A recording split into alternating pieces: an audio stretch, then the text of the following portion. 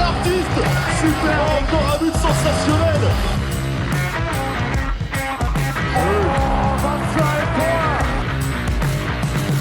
That's a brilliant bit of follow-up play by Mahe. Oh my goodness me, what a shot. Sagosen setter det hen! Han setter den! De er i semifinale igjen! Norway are once again your European champions. For the 9th time in the last 11 championship, it is the Norwegians that are on top. And for the 6th time, Thorir Hergesen takes home the gold for Norway. This Norwegian team is unstoppable with Henny Reistad.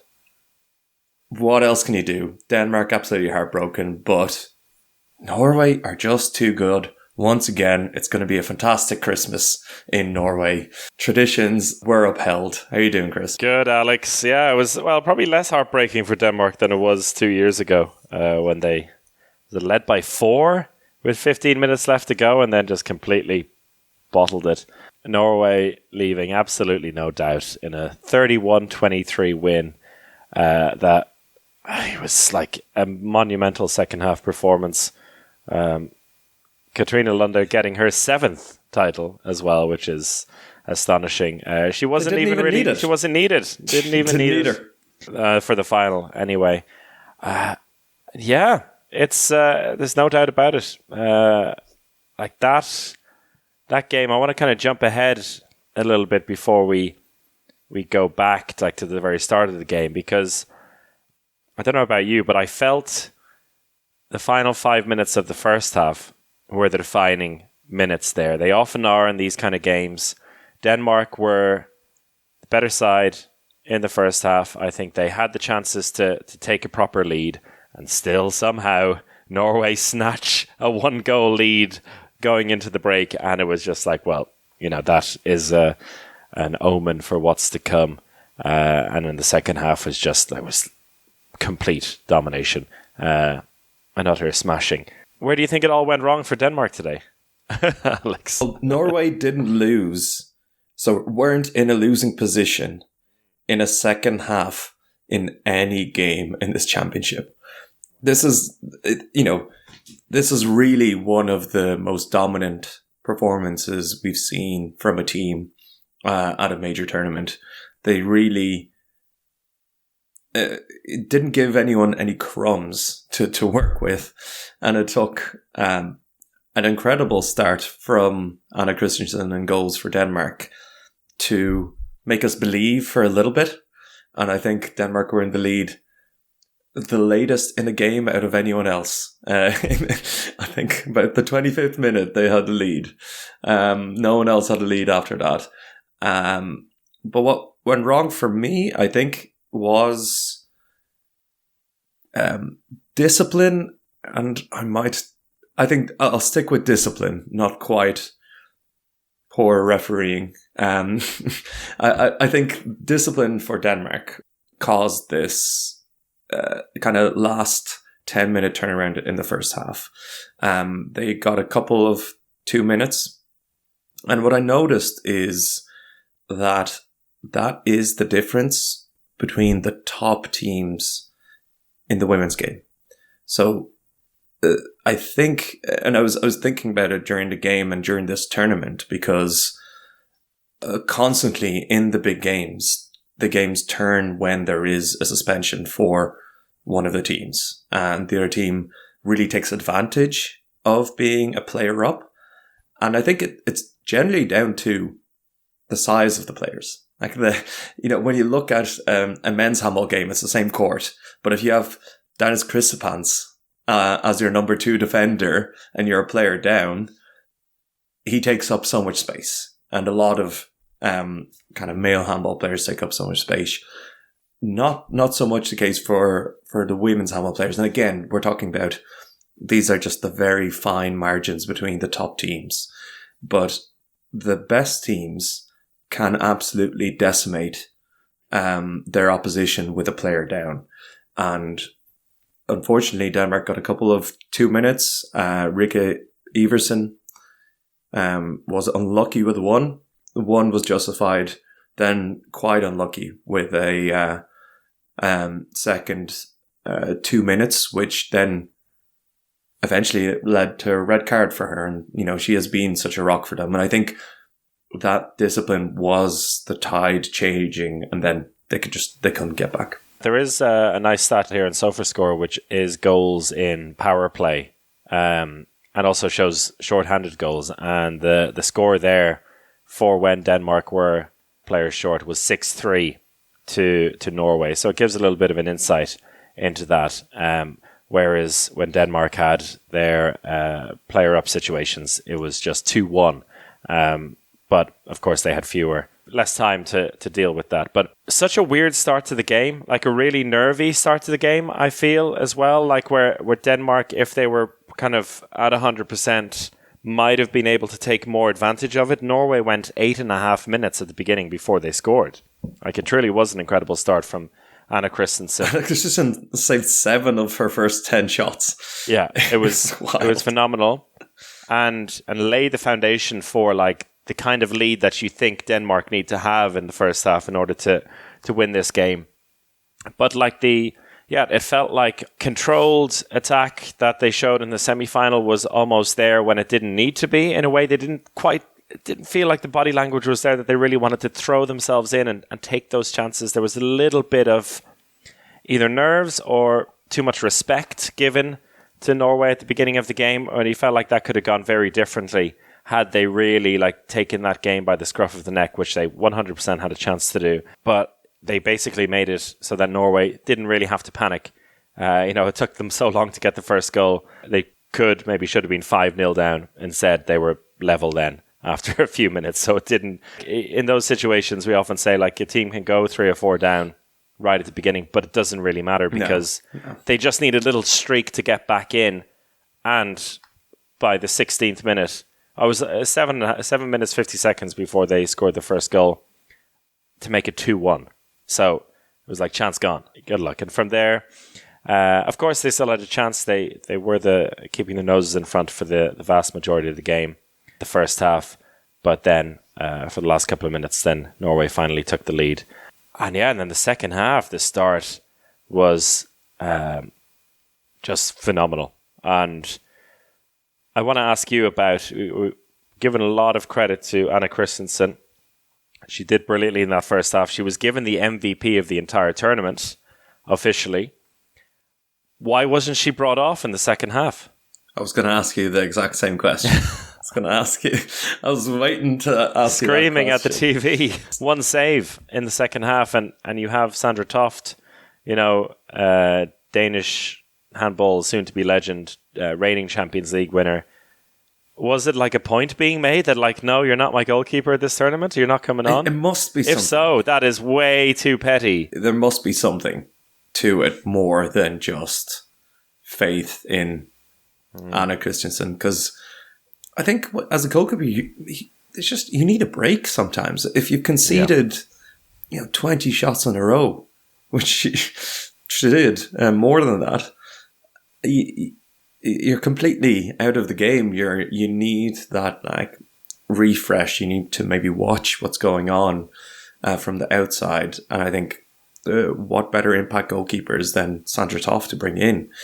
And it must be something more. I wonder if, if there is still bitter feelings, if there is, if that was maybe expressed by one of the parties and led to this, because I found it very strange. You need to mix it up when things are going like that, especially when you have a goalkeeper of that quality. Jesper Jensen already, won the conversation. Bringing Anna Christensen in was a genius move.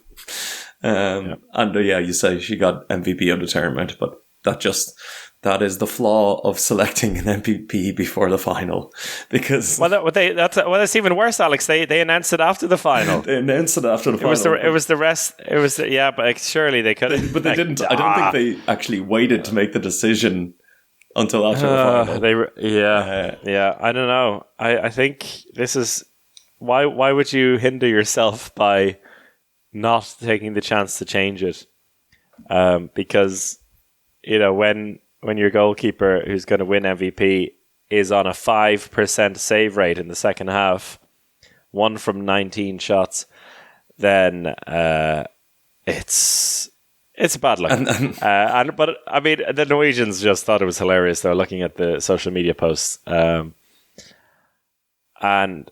yeah, it was Henny Rice. Come on, it was Henny Rice. 8 goals, 9 assists in the final. Yeah, at least that's the official stats. 2 steals in there as well. She dominated the game, and she really put the foot down in the second half. She drove that spell, not necessarily directly, but she really put, she stepped on Denmark's throat and just killed the game off in the middle of that second half. She was incredible. Like, this Henny Rystad Norwegian team is just something else, and I think you can't put it down to anything other than just Henny Rystad being the best player in the world. The one interesting thing I saw, Emma Friis didn't start for Denmark. I think she started in the game. I think she started and then came off for Halilcevic early enough in the game.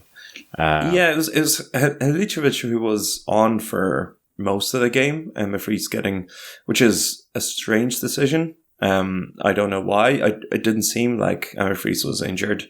I wonder if it was defensively, maybe tactically there was something around it, but I think that was a mistake. Halilcevic had a couple of crucially timed misses in the game, and I think the stats are a little bit wrong because she definitely missed 2 wing shots at very crucial times.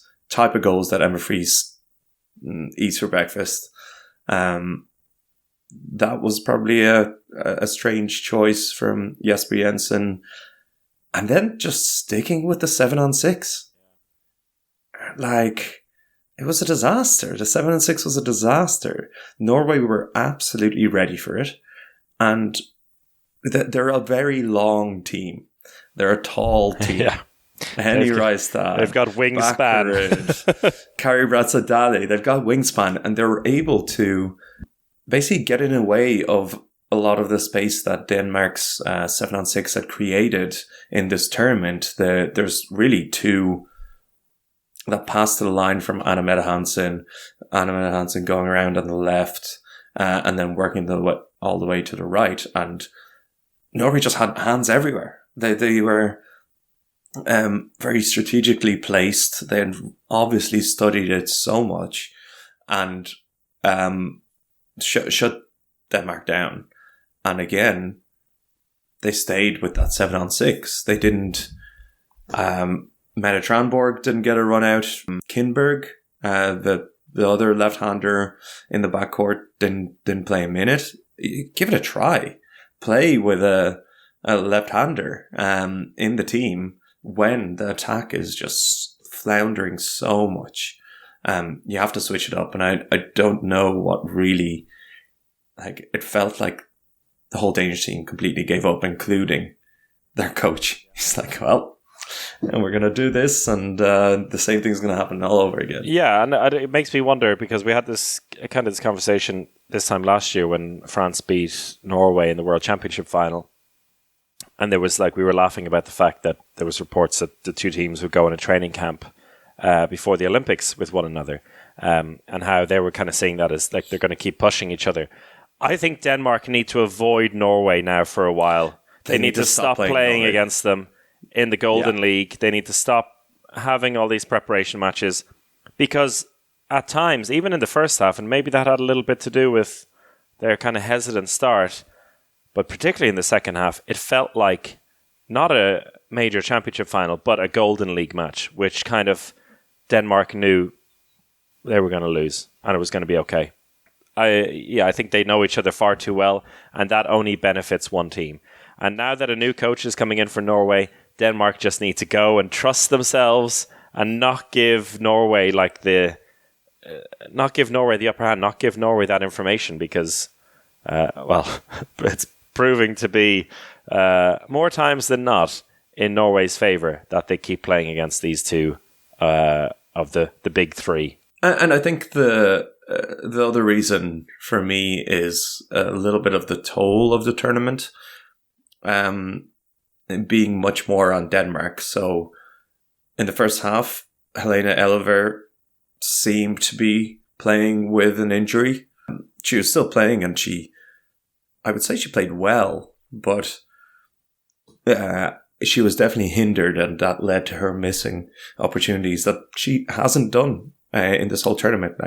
She's had a fantastic shooting percentage. She ended up with 3 from 7, which is 43%, not at the highest level. Obviously, the devastating injury to Sarah Iversen on the line, big impact. Althea Reinhardt as the backup goalkeeper. Who knows? If she was the backup goalkeeper in the final, maybe she could have got a run out. This is a lot more impact on this Danish team than, I would say, a fully fresh Norway team. It looked like they could play another 4 games after this, and probably win them all. Yeah, that is Norway. They just are absolute machines. I think Denmark will come back stronger from this, though. They have introduced some players into the squad who, as you lamented there a little bit that they didn't play. I think maybe that's them holding back on actually using them for the next tournament. And you have some good talent coming through there. And maybe it is also a good reminder that the likes of Sandra Toft shouldn't be completely left out. They don't need to make a stark transition. They just need to look at Norway to realize, if you're good enough, you're young enough. It's the opposite of the old adage of if you're good enough, you're old enough. In this case, it's if you're good enough, you're young enough. And I think and Katrina Heindale is another great example there. Maybe she needed some time off after a quick return for the Olympics, but you have players like that as well who I think would make a big impact for Denmark. But Norway, the end of Thorir Hergeisen's reign, a gold for him. And we talked about it earlier in the championship and confirmed now that Camilla Herem, it's her final tournament as well. Who knows about some of the others, but it's clear that they're in safe hands. Yeah, definitely in safe hands. Also, Katrina Lunde was chatting to Andrea Lekic on the Media Day couch that we invented. That was nicked from under our noses, yes. Yeah. And Katrina, they were joking about it, and Andrea Lekic was like, when are you going to go over this way? It was all the joking, but Katrina was like, 1 more year. Okay. So it seems to be maybe 45 is just what she decided as a number to retire, which is wild. I don't see there's any reason to stop until she's literally forced out of that team. Okay. Also, we need to give a big shout out before we do the awards to Hungary, turning things around and getting the bronze medal in a great performance. And if you haven't seen it, just watch the end of the game and the pass from Katrin Kleiber out to Victoria Jury-Lukac to score the winning goal. Perhaps the best pass I've ever seen given that circumstances. To pull that off was phenomenal, and basically won the game for Hungary. Sophie Zemere came back from her thigh injury as well to be able to play. Massive. It's true. You have to think of what a difference Sophie Zemere could have made in the semi-final. Obviously, Norway are pretty unbeatable, but she was huge in that bronze medal game. Nice to see. What is it about this other team that always seems to get the bronze? I think they just care about it a lot more than the other three, who seem to have a nice collection of medals already. Yeah, true. That is 3 different bronze medalists now. 3 from outside the top 3. So we had Croatia in 2020, we had Montenegro 2022, and now Hungary in 2024 picking up the bronze, which is really good. I think we could probably even go back further, because 2018, it wasn't, let's see, Netherlands won it in 2018, France in 2016, Sweden 2014, and then back to Hungary in 2012. So in the last 12 years, we've had a different bronze medal winner every time in the Euro. Stuff all those people who say it's the usual teams. Yes, it is the usual teams, except for the bronze medal. Also, really nice, before we move on, really nice moment in the press conference. I don't know if you saw that, between Jesper Jensen and Thorir, where Jesper Jensen just kind of really gave him all the plaudits for 15 years of service to world and women's handball. My last thing will be to congratulate Thorir with an extraordinary performance in 15 years from the Norwegian team. I think you've, together, of course, with the Norwegian team, has set a new standard for the world of women's handball. I think the way you are professional, the way you work together, the way you talk about teams, the way you develop your teams throughout 15 years has been a very emotional thing for me to say goodbye to you today. You have been a very good colleague to me, both as a club team, with my club team, Team Esbjerg, and the Norwegian players, always with a big respect for each other and the way we perform together. So I'm very grateful about being here in your last. I would like to have beaten you one last time, or at least just beat you one time.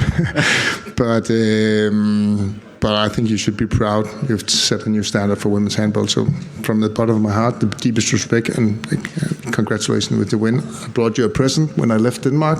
So just to show my respect to you. Thank you very much. Yeah, this is a good colleague. It seemed to touch Thorir quite a lot. They shared a hug and some nice messages, and apparently there's a secret gift that was exchanged that Jesper Jensen brought from... Yeah, I saw the box. But I haven't seen what's in it. Yeah, Thorir has been asked multiple times by multiple media members. He hasn't revealed what's in the box, so maybe we'll never know. But yeah, a fitting way to end. Maybe a key to his summer home in the south of Denmark or something.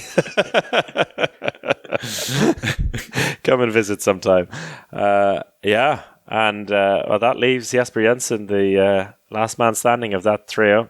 Of Olivier Krum-Holtz.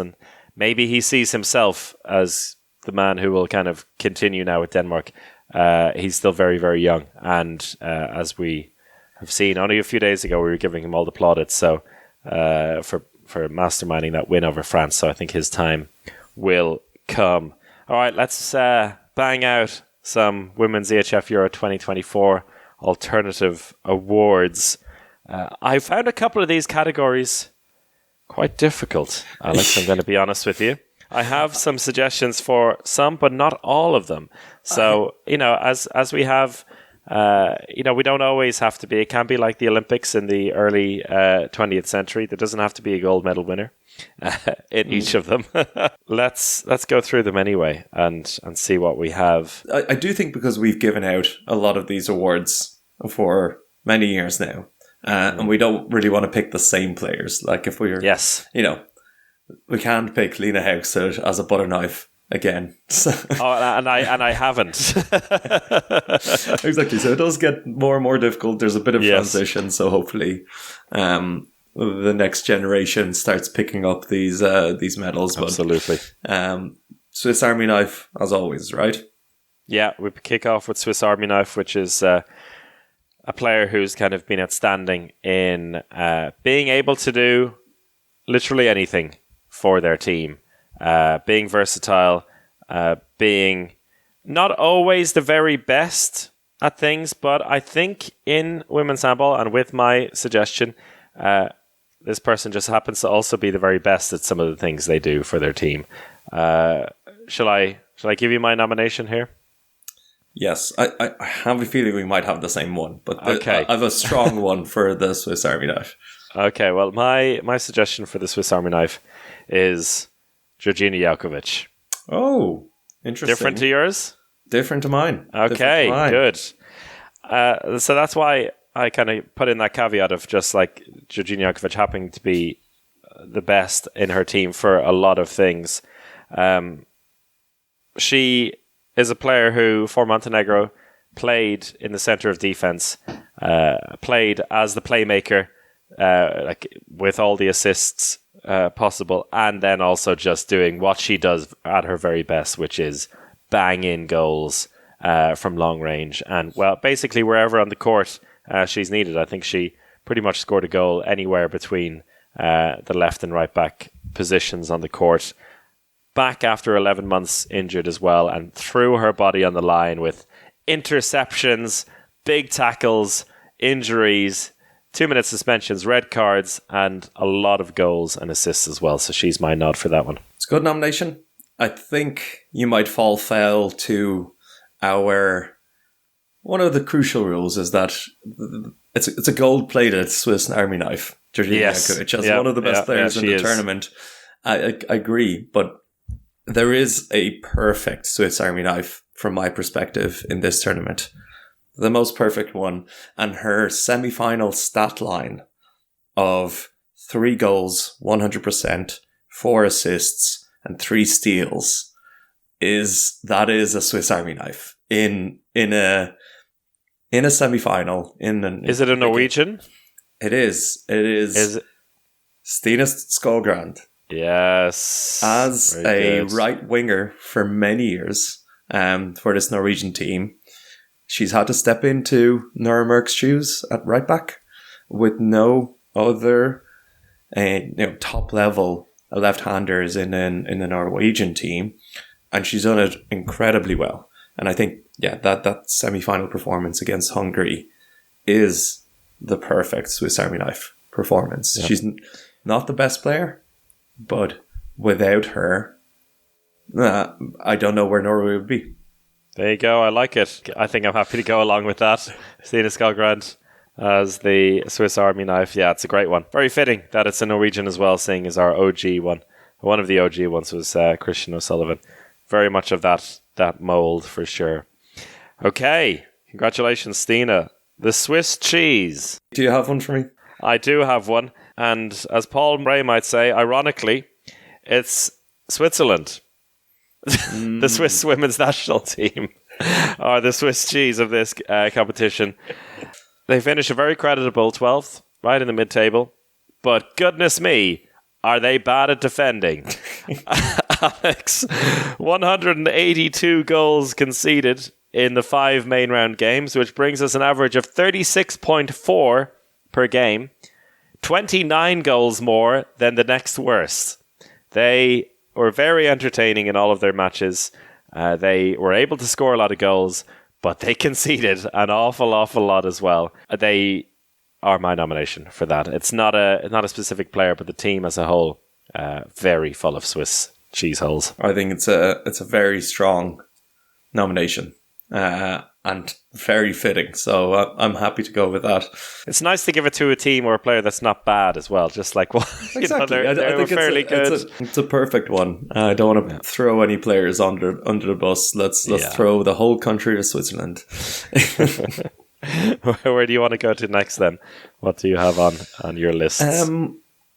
Random Rocket, and I'm taking a slightly different interpretation of Random Rocket in this tournament. It's quite an open one. Random Rocket, usually a player who comes out of nowhere and takes some wild shots. But in this case, Grassadi came out of nowhere and really put on a show.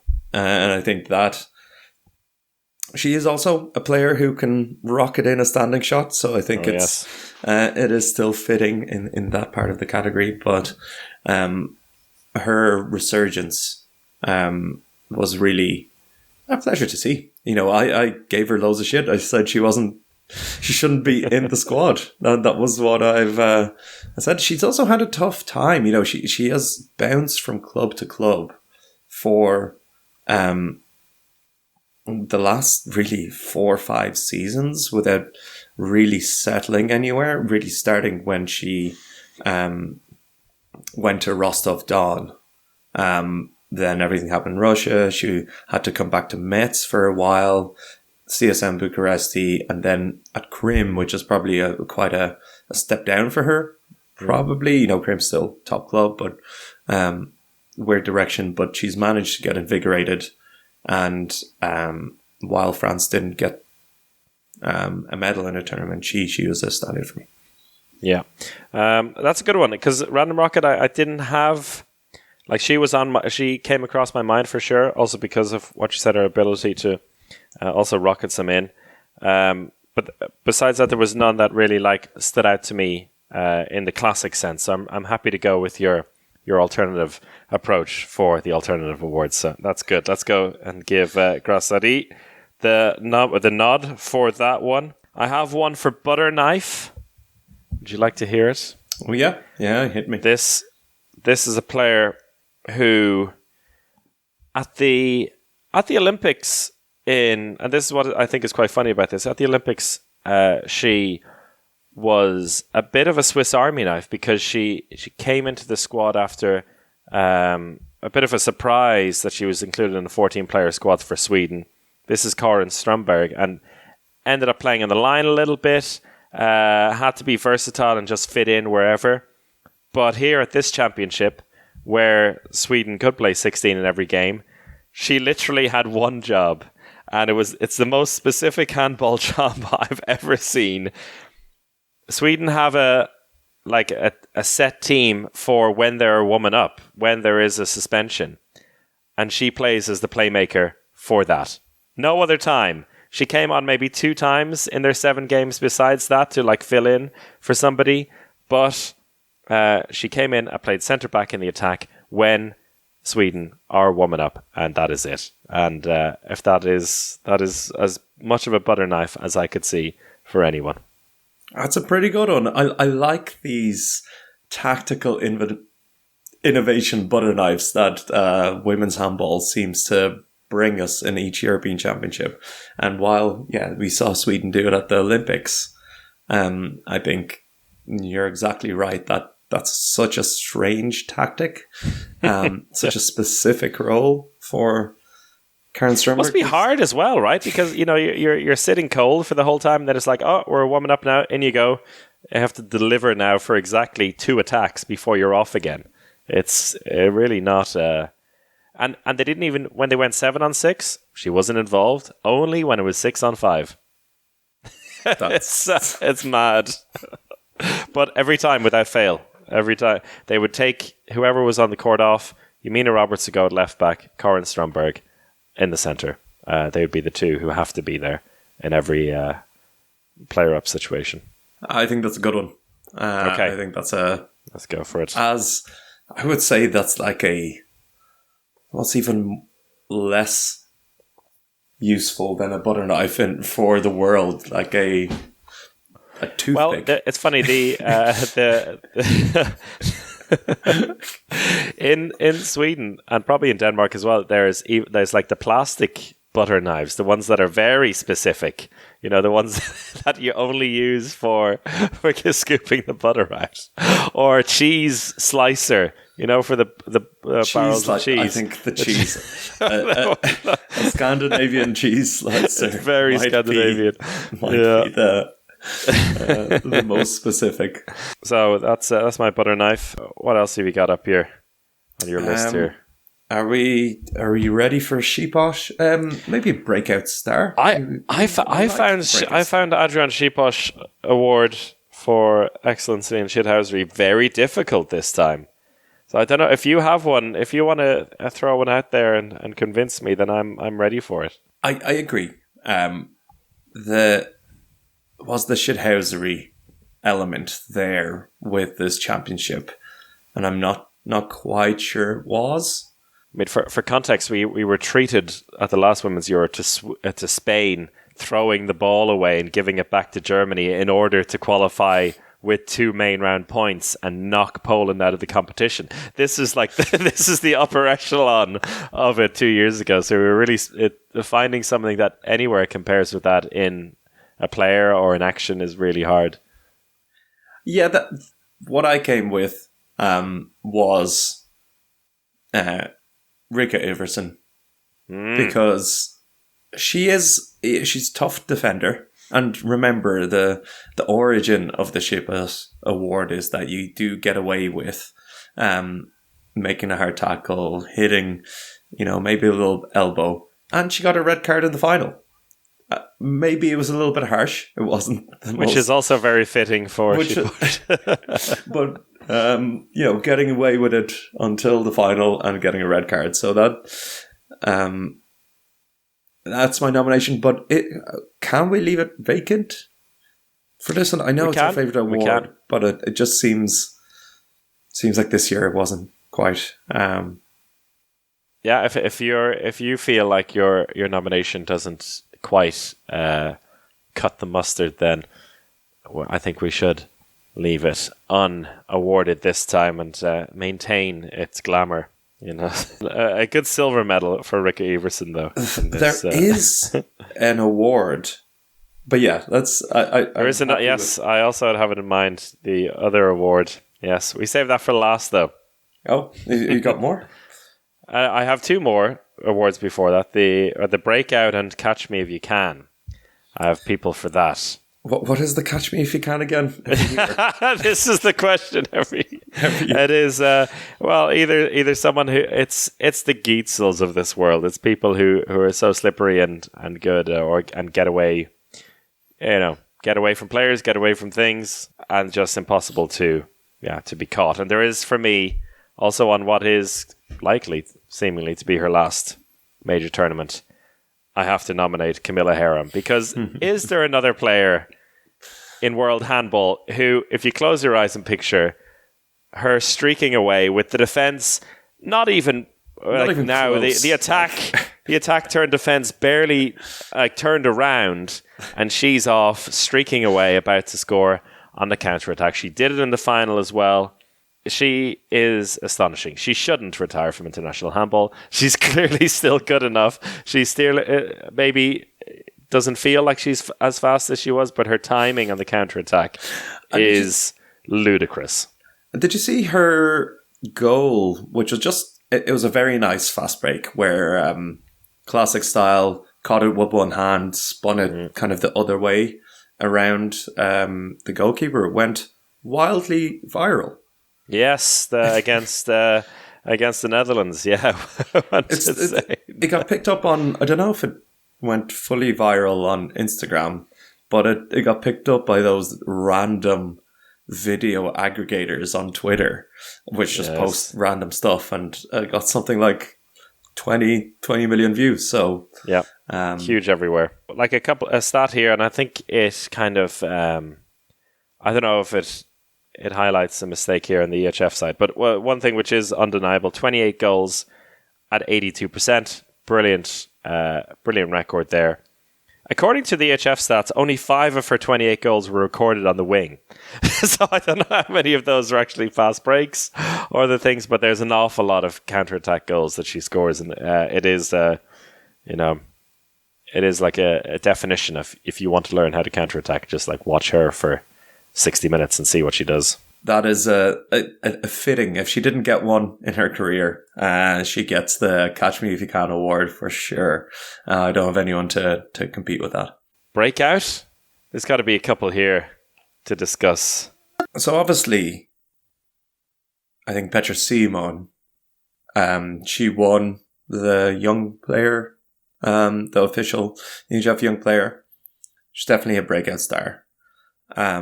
I tipped Diona Hausier at the start of the tournament to have a breakout tournament, and I think she did.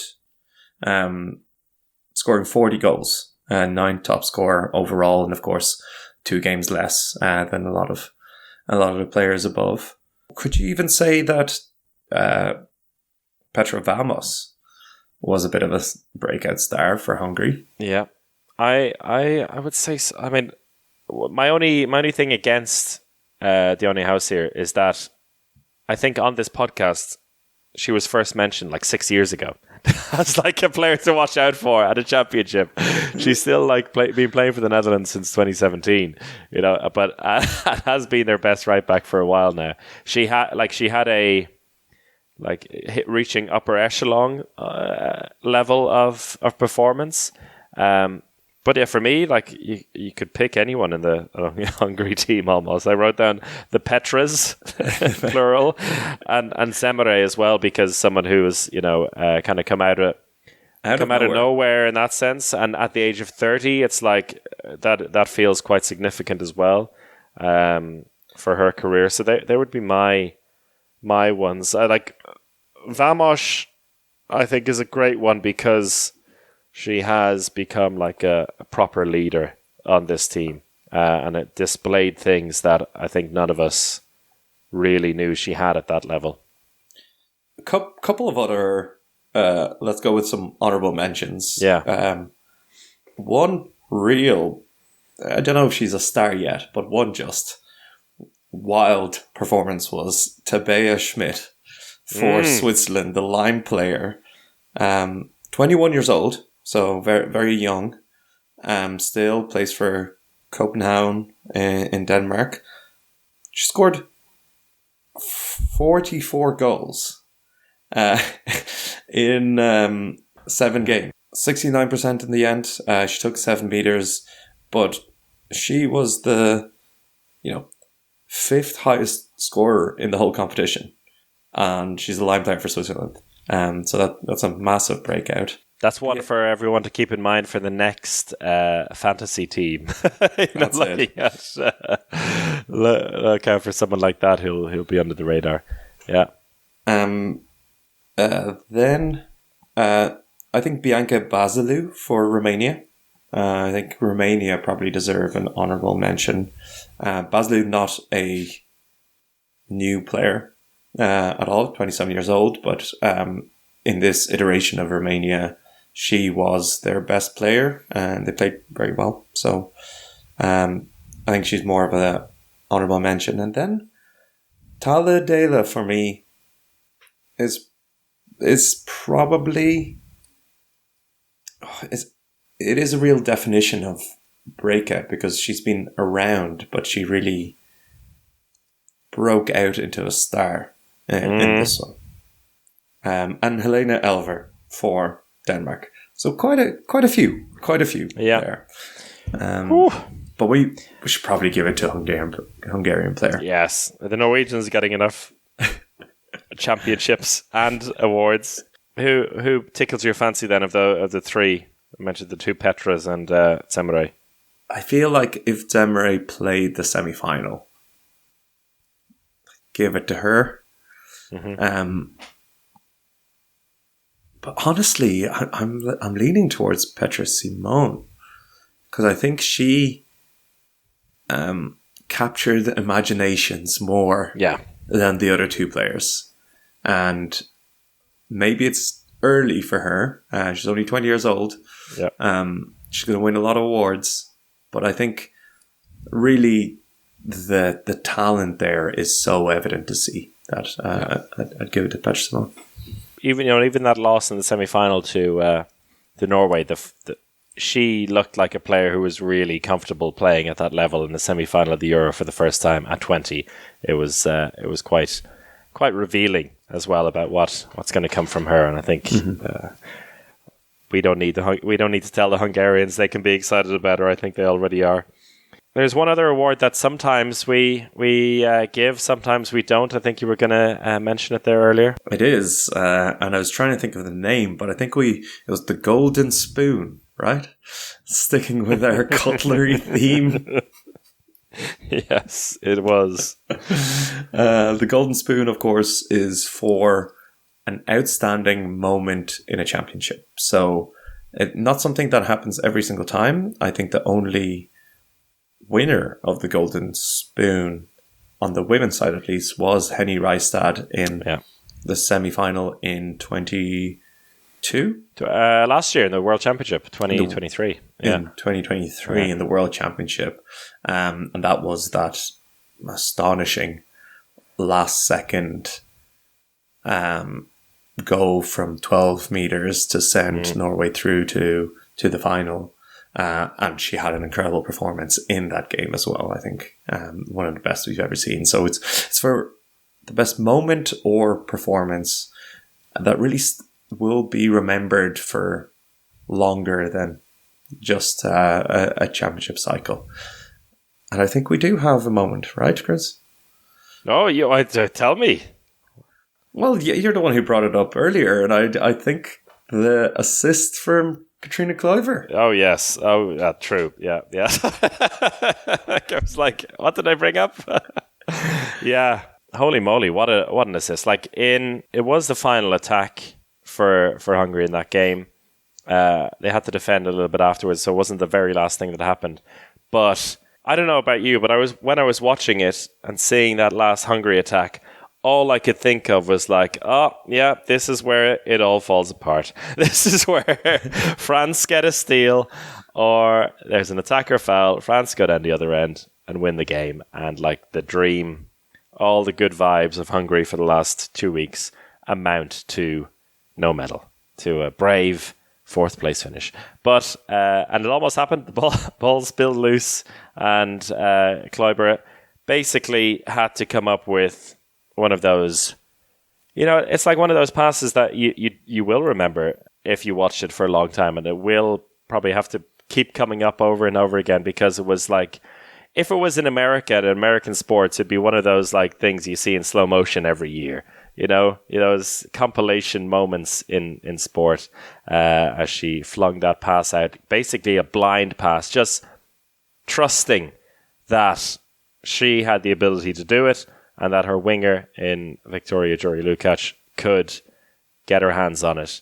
And it was so close to being stolen, but it was a picture-perfect pass. And the finish as well. Jury-Lukacs, who said after the game, because she missed a couple of shots after that as well, saying just like, the only thing going through her mind was like, this is not the time to miss. There's no playing around anymore. So, yeah, I think that moment is one that stands out to me. Henny Reistad's overall performance won't be remembered in the same way as some others, because she's done so many amazing things in the past, and she'll probably have even better performances in the future. So it was a ridiculously good tournament, but not golden spoon worthy this time. Yeah. I'm just looking for, I don't think the EHF posted that last goal anywhere. No. What? I don't see it anywhere. Oh my god! Even on on any of the social media? No, not on Instagram. Oh Christ! Not on. Was it a top 5 goal in the final weekend? I'm not imagining this as something amazing, am I? I was genuinely astonished by how good this pass was. Anyone who watched that game commented on just how incredible it was. So maybe anyone listening here has not heard this, so go onto our Instagram or our Twitter and we will post this goal. Oh, it's such a good pass. How could you not put that up? That is, if Mikkel Hansen did that, people would be creaming themselves for years. Yeah. So good.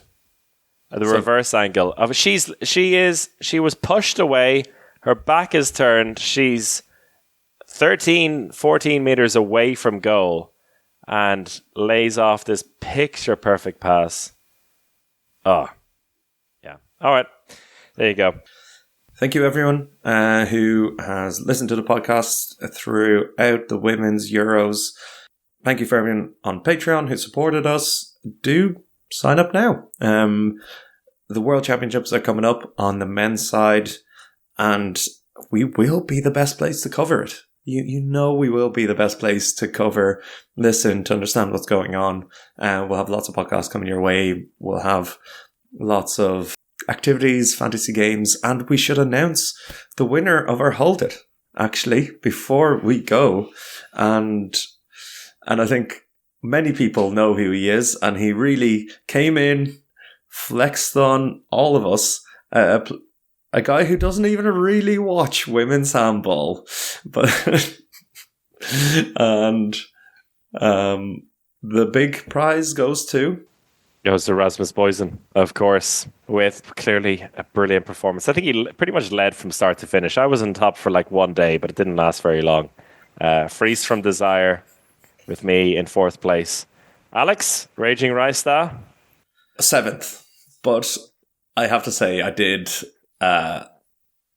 remarkably well since about 4 of my players didn't play in the final weekend. And that was on me. No excuses. So it didn't change my team. Yeah, well, lessons learned for January. All right. Thank you, Alex. Thank you all for listening. We'll catch you soon with another Morning Club. Goodbye.